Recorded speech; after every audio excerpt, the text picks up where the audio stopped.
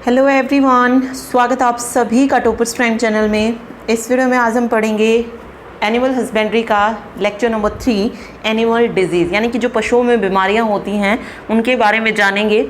ठीक है, जितनी भी बीमारियां होती हैं वो सब जो है हम डिस्कस करेंगे इसमें, और क्या क्या लक्षण होते हैं उसके, या फिर कौन सा अंग जो है उनका प्रभावित होता है, ये सारा जो है हम इसमें डिस्कस करने वाले हैं। ओके, तो इसके अलावा अगर आप HSC या DSSB किसी की भी एग्ज़ाम की अगर तैयारी कर रहे हैं और अपनी तैयारी को चेक करना चाहते हैं तो आप जो है परीक्षा ऐप पर मॉक टेस्ट अवेलेबल है, वहाँ से आप मॉक टेस्ट ले सकते हैं।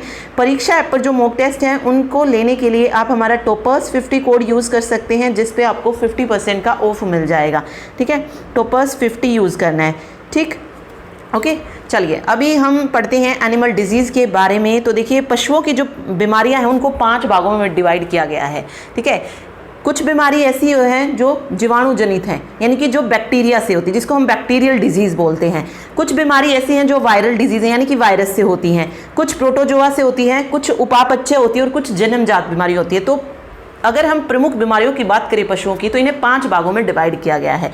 सबसे पहले हम पढ़ रहे हैं जैसे जीवाणु जनित रोग। जैसे इसमें कौन कौन से आती है, बैक्टीरियल डिजीज कौन कौन सी होती है? एंथ्रेक्स, लंगड़ी कह लीजिए, लंगड़ा कह लीजिए, गलघोटू, फिडकिया, थनैला, ब्रुसेलोसिस और सफ़ेद दस्त। ब्रुसेलोसिस क्या है? जो गर्भपात हो जाता है उसको ब्रुसेलोसिस जो है कहा जाता है, और ये किससे होता है? जीवाणु जनित रोग होता है। तो ये आप याद रखिए, ये इंपॉर्टेंट है जीवाणु जनित में। एंथ्रेक्स, लंगड़ा, गलघोटू, फिडकिया, थनैला, ब्रुसेलोसिस और सफ़ेद दस्त। ठीक है, ये बैक्टीरियल डिजीज़ है, ये पशुओं में होती हैं। उसके बाद आती है वायरल डिजीज़, यानी कि जो विषाणु जनित रोग है। विषाणु जनित में 3 चीज़ें आपको मेनली याद रखनी है, मुंह पका, खुर पका, और तीसरा है पशु प्लेग। पशु प्लेग मीन्स कई बार आपने देखा होगा, क्वेश्चन पूछा जाता है रिंडर पेस्ट। रिंडर पेस्ट जो है ये किसकी वजह से होता है? तो रिंडर पेस्ट को ही पशु प्लेग जो है बोला जाता है। तो आगे थोड़ा सा डिटेल में जानेंगे कि किसको किस नाम से जाना जाता है। अभी सिर्फ हम इतना जान लेते हैं कि कौन सी बीमारी किससे होती है। जैसे हमने बैक्टीरियल पढ़ा, ऐसे ही आपको विषाणु याद रखना है, मुंह पका, खुर पका और पशु प्लेग। इसके अलावा रेबीज होती है एक पशुओं में, ये भी एक वायरल डिजीज ही है। इस अढ़ैया बुखार होता है, ये 2.5 दिन का बुखार होता है, ये भी जो है विषाणु जनित रोग है। और एक स्वाइन फीवर होता है, ये मेनली सुअर में जो है होता है स्वाइन फीवर। तो ये भी एक ऐसा डिजीज है, विषाणु जनित रोग है। ओके, तो ये सारे याद रखिए। फिर बात आती है प्रोटोजोआ की। प्रोटोजोआ को हम 2 भागों में डिवाइड करते हैं, एक बाह्य परजीवी और एक आंतरिक परजीवी। बाह्य परजीवी का मतलब क्या है? जो बाहरी जो उसका शरीर है उस पर रहकर जो है उसको जो भी बीमारी होती है उनकी वजह से वो हो जाएगा। और आंतरिक जो अंदर रहकर जो भी परजीवी वगैरह हैं, जिस भी पार्ट को वो अफेक्ट करते हैं, जिस भी पार्ट में वो होती हैं, वो वाली बीमारी हो जाएंगे। अब बाह्य में कौन कौन सा आ जाएगा? चीचड़ी जबर। आपने देखा होगा बहुत सारे पशुओं के ऊपर चीचड़ी होती है, तो उसी को चीचड़ी जबर बोला जाता है। वो ऐसे उसके शरीर पर ऐसे चिपटी रहती हैं। ओके, उसके कारण जो उसको प्रॉब्लम होती है उसी को चीचड़ी जबर जो है बोला जाता है। और अभी ये जो कांस्टेबल का एग्जाम हुआ उसमें पूछा भी गया था कि चीचड़ी जबर जो है ये किससे होता है? जीवाणु से, विषाणु से, तो प्रोटोजोआ। तो ये मैंने वहाँ पे भी आपको बताया था कि ये प्रोटोजोआ से होता है ये रोग। ठीक है, चीचड़ी जबर। इसके अलावा जूं प्रकोप हो गया, माइटस हो गया, पिस्सू, यानी कि जो उसको बाहर से चीजें अफेक्ट करती हैं वो सारे क्या हैं? बाह्य परजीवी रोग हैं। ठीक है, अब पिस्सू भी जो है बाहरी जो उसका बाहरी शरीर होता है उसके ऊपर होते हैं। ठीक है, तो वो भी ऑब्वियस कैसा हो जाएगा?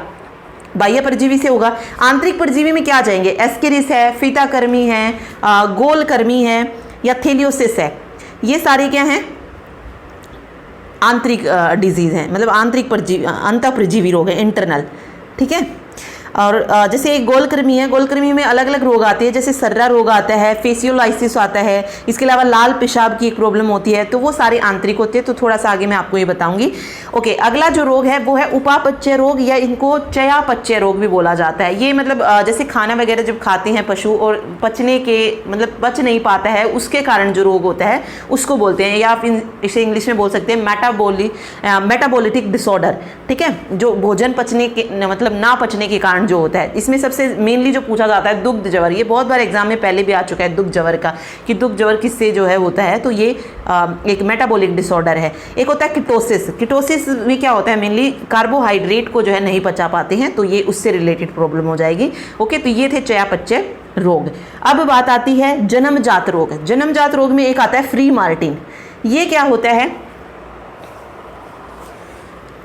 इसमें जो भी नर और मादा मतलब एक साथ, नर मादा बछड़ा जो है एक साथ होते हैं, और इनमें जो मादा बछड़ा होता है, जो मतलब मादा बछड़े में जो बांझ की प्रॉब्लम आती है उसको जन्मजात रोग बोला, या उसको फ्री मार्टिन जो है बोला जाता है। ठीक है, तो वो बांझ की प्रॉब्लम को फ्री मार्टिन बोला जाता है, जो मादा बछड़े में जो प्रॉब्लम होती है। ठीक है, ओके तो ये सारे आपको याद रखने हैं कि किस में क्या है। सबसे पहला क्वेश्चन यही पूछते हैं आपसे कि जैसे मुंह पका खुरपका रोग है, ये किससे होता है, या एंथ्रेक्स रोग है, ये किससे होता है। तो सबसे पहले तो उसका वही पूछा जाता है कि वो कहाँ से आता है, मतलब वो रोग किसके कारण होता है। ठीक है, लक्षण फिर बाद की बात है कि पूछे जाते हैं या नहीं, बट मेनली आपको ये वाली जो टेबल मैंने यहाँ पे लिखी हुई है ये ज़रूर आपको याद रखनी है। ठीक, चलिए अभी हम बात करते हैं सबसे पहले विषाणु जनित रोग की, वन बाय वन इसको देखते हैं। देखिए इसमें सबसे पहले दिया गया है पशु प्लेग। पशु प्लेग को और किस नाम से जाना जाता है ये पूछा जा सकता है, तो रिंडर पेस्ट के नाम से भी इनको जान सकता है। और कई जगह पर आपसे ये पूछ सकते हैं डायरेक्ट कि रिंडर पेस्ट जो होता है ये किसके कारण होता है, तो ये वायरस के कारण होता है, विषाणु के कारण होता है, इसीलिए आपको पशु प्लेग का नाम पता होना चाहिए। इसके और भी नाम है, जैसे शीतला माता के नाम से इसको जाना जाता है, कैटल प्लेग के नाम से इसको जानते हैं।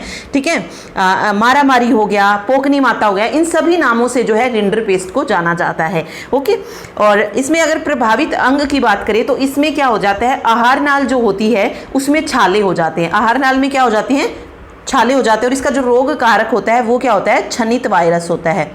रोग कारक कौन सा होता है, क्षणित वायरस। ठीक है, ये याद रखिएगा, क्षणित वायरस इसका रोग कारक है। और ये जो है जुगाली करने वाले जो पशु होते हैं, जुगाली करने वाले कौन से होते हैं, गाय भैंस बकरी, ये सब में जो है इन सब में सबसे ज़्यादा रोग होता है ये रिंडर पेस्ट का, पशु प्लेग का। ठीक है, और इसमें क्या होता है, मतलब मान लीजिए अगर कोई पशु इससे ग्रस्त हो गया, मतलब जो भी रोग ग्रसित होगा पशु, उनमें जो है 80 से 100% पशुओं की क्या हो जाती है, मृत्यु हो जाती है। ठीक है, लेकिन अगर यही बीमारी अगर मैदानी भागों में होती है तो जो मृत्यु दर का प्रतिशत रहता है वो 20 से 40%, यानी कि बहुत सारी ऐसी हैं जो इससे रिकवर हो जाती है मैदानी भागों में। लेकिन वैसे अगर हम देखें तो 80 से 100% जो पशुओं में मृत्यु दर होती है इसमें। ठीक है, चलिए लक्षण की अगर हम बात करें तो पशु प्लेग किस तरीके से होता है ये बता देते हैं। इससे क्या होता है, जो तापमान होता है वो बढ़ जाता है, तापमान क्या हो जाता है, बढ़ जाता है। और वही फिर आँख नाक और मुंह से पानी गिरता है। ठीक है, या अगर कोई मान लीजिए गर्भ धारण किया हुआ है किसी पशु ने, उसका गर्भपात हो जाता है इसके कारण, पशु प्लेग के कारण। और जो भी रोगी पशु होता है 4 से 7 दिन में जो है उसकी क्या हो जाती है, मृत्यु हो जाती है इस रोग के कारण। ठीक है, तो बस ये मेन चीज़ें इसमें याद रखिएगा। आपको वैक्सीन वगैरह पढ़ने की ज़रूरत नहीं है इसमें कि कौन कौन सी वैक्सीन दे, क्योंकि ये प्रॉपर अगर जब हम बात कर रहे होते उसकी जहाँ पे हमें सिर्फ यही मेन सब्जेक्ट रखना होता है एनिमल हस्बेंड्री, वहाँ पर उसके टीके वगैरह पूछे जाते हैं कि कौन सा टीका किससे बचने के लिए लगाया जाता है, अदरवाइज़ पूछा नहीं जाना चाहिए। ठीक है, ओके एक पूछा जा सकता है पशु प्लेग उन्मूलन योजना ये भारत में कब प्रारंभ की गई थी, तो 1 अक्टूबर 1954 को जो है भारत में प्रारंभ की गई थी पशु प्लेग उन्मूलन योजना। ठीक है, ओके और इस रोग की जो है भारत में पूरी तरीके से रोकथाम जो है कर ली गई है रिंडर पेस्ट की, ये चीज़ भी आप इसमें याद रखिएगा। चलिए दूसरा जो आता है इसमें वो आता है खुरपका और मुंह पका रोग। ये दोनों ही रोग आपको याद रखने हैं, विषाणु जनित ये रोग हैं जिसको हम फूट एंड माउथ डिजीज भी जो है बोलते हैं, फूट एंड माउथ डिजीज है। इसमें अब देखिए क्या अंग कौन सा प्रभावित होगा, फुट यानी कि पैर होंगे और मुंह होंगे, पैरों और मुंह में क्या हो जाते हैं, छाले हो जाते हैं। ठीक है, 2 से 10 दिन तक इसकी अवधि रहती है, यानी कि लंबा जो है ये चलता है, 10 दिन के आसपास तक जो है ये रोग पशुओं में रहता है। ठीक, अब मुंह में देखिए लक्षण किस तरीके से पता चलेंगे, अगर मुंह में छाले होंगे तो ऑब्वियस है उसको लार जो है गिरती रहेगी पशु को। ठीक है, और जैसे फुट पे हो रही है यानी कि खुर अगर पक गई हैं, खुर यानी कि जो पशु का जो पैर होता है ना उसको बोला जा रहा है खुर, तो वो खुर पका यानी कि जो उसका पैर होता है वो क्या होता है, उस पर जो है कुछ छाले वगैरह हो जाती हैं, तो वो क्या करने लगता है, पशु आगे वाले पैरों से जो है लंगड़ाने लगता है। ठीक है, क्योंकि पशु के खुर के बीच में जो उसका पैर होता है उसमें 2 खुर इस तरीके से बने होते हैं, उनके बीच में जो है क्या हो जाते हैं, छाले हो जाते हैं या कुछ घाव जो है वहाँ पे बन जाता है, उसी को जो है खुर पका जो है बोला जाता है। और मुंह पका, मुंह में जो छाले हो जाते हैं। ठीक है, तो ये जो है पशुओं में होता है, पैर और मुँह में छाले होते हैं। और ये ज़्यादातर किस ऋतु में होते हैं, बसंत ऋतु में जो है ये ज़्यादा होते हैं। ठीक है, ओके मृत्यु नहीं होती है, लगभग 10 से दिन में जो है ये ठीक हो जाते हैं, बट ऑब्वियस है बहुत सारी ज़्यादा परेशानी जो उन्हें सहनी पड़ती है। ओके चलिए देखिए आगे देखिए, आगे है जीवाणु जनित रोग। अब हमारे आ रहे हैं जीवाणु जनित रोग। जीवाणु जनित रोग में सबसे पहले जो आ रहा है वो है एंथ्रेक्स। एंथ्रेक्स की देखिए, एंथ्रेक्स को जो है जहरी बुखार या पलीहा बुखार भी जो है कहा जाता है। पलीहा मतलब स्प्लीन फीवर जिसको हम बोलते हैं, तो ये वही है स्प्लीन, पलीहा जवर, ये एंथ्रेक्स को बोला जाता है। इसमें क्या होता है, रक्त पलीहा या वह समस्त बाहरी जो उत्तक होता है उसको जो है ये अफेक्ट करता है। रक्त पलीहा और यानी कि जो ब्लड स्प्लीन होती है उसको, स्प्लीन प्लीहा मतलब स्प्लीन, उसको जो है और बाहरी जो उत्तक होता है उसको ये अफेक्ट करता है। इसका रोग कारक पूछा जा सकता है एंथ्रेक्स का, तो वो होता है बैसिलस एंथ्रेसिस, ये इसमें याद रखिएगा। इसका जो रोग कारक होता है वो कौन सा होता है, बैसिलस एंथ्रेसिस, यानी कि किसके कारण होता है, किस जीवाणु के कारण ये होता है, ये पूछा जा सकता है। तो बैसिलस एंथ्रेसिस, एंथ्रेक्स है तो एंथ्रेसिस याद रखिए। बैसिलस एंथ्रेसिस से जो है ये होता है और प्रभावित अंग रक्त पलीहा व समस्त बाहरी उत्तक है। ठीक है, और चीज़ें इसमें याद रखने की ज़रूरत नहीं है। लक्षण की अगर हम बात करें तो इसमें मुंह नाक से जो है झाग निकलता है जो कि जमता नहीं है। ठीक है, और कई बार क्या होता है, या बिना कोई लक्षण के ही जो है अचानक से जो है पशु की मृत्यु हो जाती है इस रोग के कारण, मतलब लक्षण कोई दिखाई भी नहीं देता है एंड अचानक से जो है पशु इसमें मर जाता है। ठीक है, ओके, तो बस यही होता है इसमें। अगर मतलब अति तीव्र अवस्था, मतलब ज़्यादा अगर उसको है ये बीमारी तो बिना लक्षण के ही जो है उसकी अचानक मृत्यु हो जाती है। लेकिन अगर तीव्र व्यवस्था कम फैला है तो उसमें क्या दिखाई देगा, उसको तेज बुखार होगा पशु को, या श्वसन गति जो है उसकी तेज हो जाएगी, सांस जो है वो लंबे लंबे लेने लगाएगा। तो ये सारे एंथ्रेक्स के लक्षण होते हैं। ठीक है, चलिए अगला है लंगड़ी, यानी कि ब्लैक क्वार्टर जिसको बोला जाता है, ब्लैक क्वार्टर के नाम से इसको जानते हैं। ओके, और इसका जो रोग कारक होता है वो होता है क्लोस्ट्रीडियम सोबियाई,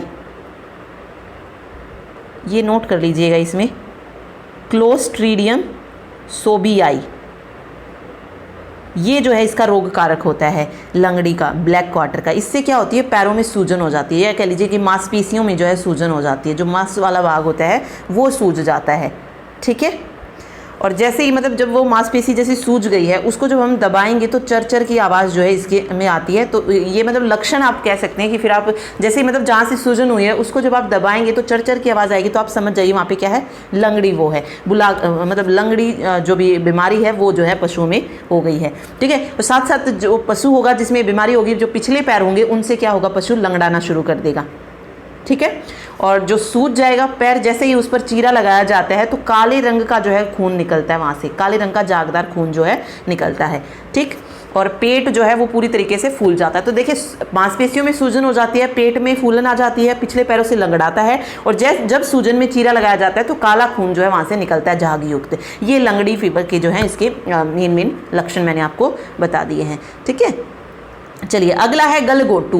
गलगोटू में क्या होता है, देखिए गलगोटू में जो पूरा गला होता है किसका, सॉरी पशुओं का, वो पूरा जो है सूज जाता है। ठीक है, सूजन आ जाती है इसमें। ठीक है, तो ये इसमें बताया गला और कंठ जो है इसमें प्रभावित होते हैं। रोग कारक अगर हम बात करें तो गोवंश में, यानी कि जो गायों में जो भी गलगोटू होता है तो वहाँ पर रोग कारक होता है पास्चुरेला बोविसेप्टिका, बोविसेप्टिका। ठीक है, बस ये याद रखिए, पोस्चुरेला बोविसेप्टिका। और भैंस में अगर जब होता है तो पोस्चुरेला बुवेलिसेप्टिका होता है, वहाँ पर क्या हो जाता है, बुवेलिसेप्टिका हो जाता है। सिर्फ ये चीज़ इसमें याद रखिए। बाकी मैं कोशिश करूँगी कि ये सारे पॉइंट्स जो हैं, जो भी पीडीएफ आपको मिले उसमें मैं ऐड कर दूँगी कि रोग कारक क्या है। इसमें नहीं है बट उसमें मैं जो है आपको ऐड करके जो है पीडीएफ जो है अपडेट कर देंगे। भेड़ बकरी में ये पोस्चुरेला ओविस के कारण होता है। ठीक है, पोस्चुरेला ओविस, तो याद रखिए। गलगोटू में बस गल और कंठ जो है प्रभावित हो जाती है मेनली, बस आपको ये वैसे याद रखना है कि किससे होता है, तो जीवाणु जनित रोग होता है। ठीक है, चलिए अगला अगर हम देखें तो फिड़किया रोग है। फिड़किया रोग में क्या होता है, फिड़किया रोग जो है ये भेड़ में जो है सबसे ज़्यादा होता है, और इसका जो रोग कारक है वो क्लोस्ट्रीडियम प्रीफेजेंट्स होता है। भेड़ में जो है मेनली ये पाया जाता है फिड़किया, बकरी या भेड़ में, बकरी में भी होता है लेकिन भेड़ में ये ज़्यादा होता है फिड़किया। ठीक है, इसमें क्या होता है, पेट में तेज़ दर्द होता है, या पशु जो भी होता है वो बार बार अपने पेट की तरफ देखता है या उसको लात मारने लगता है। तो ये जो है सारे इसमें लक्षण होते हैं फिड़किया के। ठीक है, और या फिर पैर जो होते हैं भेड़ के, उनको वो साइकिल की तरह चलाने लग जाता है। तो ये फिड़किया के होते हैं लक्षण। इसके अलावा एक थनैला रोग दिया है जिसको हम बोलते हैं मैस्टिटिस। ठीक है। मैस्टिटिस के नाम से भी इसमें जाता है। इसमें क्या हो जाती है, थन जो होते हैं वो सूजन आ जाती है उन पे, इसको थिनेला रोग जो है बोला जाता है। ठीक है, ओके। तो बस ये चीज़ इसमें याद रखिए। आगे प्रोटोजोआ से दिया गया है। प्रोटोजोआ से देखिए कौन कौन से होते हैं। सबसे पहली है चिंचड़ी जीवर। चिंचड़ी जीवर को किस नाम से जाना जाता है, और टिक फीवर के नाम से भी जाना जाता है। और इसमें क्या होता है, तेज बुखार होता है जो कि 106 से 107 फ़ारेनहाइट तक होता है। ठीक है। और इसके अलावा एक और रोग है सर्रा रोग। सर्रा रोग जो है ये ऊँट में होती है, ये बीमारी प्रमुख ऊँट में होने वाली प्रमुख बीमारी है। और ये रोग जो है लगभग 3 वर्ष तक चलता है, सर्रा रोग। ठीक है। उसके अलावा खाज और खुजली है, तो ये माइटस परजीवी के द्वारा होता है, खाज और खुजली रोग, चर्म रोग आप इसको बोल सकते हैं। इसके अलावा जूं प्रकोप यहाँ पे दिया गया है। जूं के काटने के स्थान पर जो है रक्त बाहर आकर जम जाता है। जूं का प्रकोप क्या है, जो जूं होती है ना, जूं सबको पता होगा क्या होती हैं, वो काटती हैं। ठीक है। और जब वो काटती है तो जो ब्लड निकल के आता है ना, वो बाहर आकर जम जाता है, जिस पर मक्खियाँ जो है बैठती हैं और कौन सा रोग उत्पन्न करती हैं, स्ट्राइक रोग जो है उत्पन्न करती हैं। स्ट्राइक रोग जो है उत्पन्न करती है, वही होता है जूं का प्रकोप। ठीक है, ये चीज़ इसमें याद रखिएगा। चलिए, इसके अलावा देखिए 3 तो हो गई हैं। 4th हमने इसमें क्या पढ़ा था, दुग्ध जवर पढ़ा था जैसे। ठीक है, दुग्ध जवर, जिसको हम मिल्क फीवर भी आप बोल सकते हैं। मिल्क फीवर और हाइपोकैल्सीमिया के नाम से इसको जाना जाता है। और ये अधिक दूध देने वाली जो गायें और भैंसों में जो है ये पाया जाता है, दुग्ध जवर।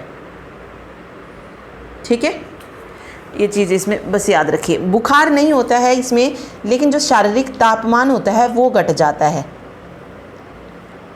ठीक है, तो ये दुग्ध जवर होता है। कीटोसिस मैंने आपको पहले ही बता दिया था, कार्बोहाइड्रेट से रिलेटेड होता है कि कार्बोहाइड्रेट को जब पचा नहीं पाता। और एक मिनट, ये आई थिंक गलत लिखा है।